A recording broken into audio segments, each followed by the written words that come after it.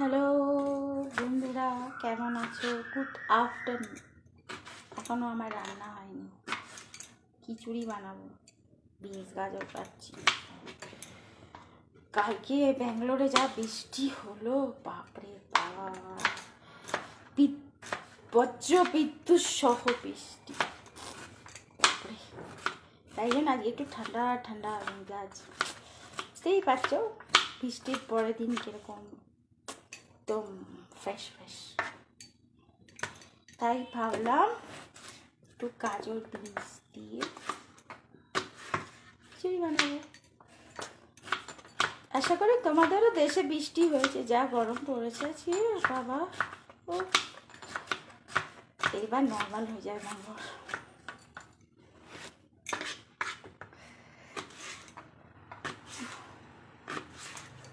কি কাজে যায়নি, ভাল লাগেনি তাই।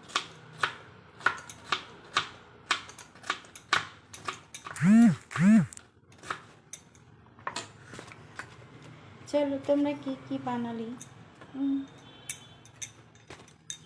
কমেন্ট করে বলো।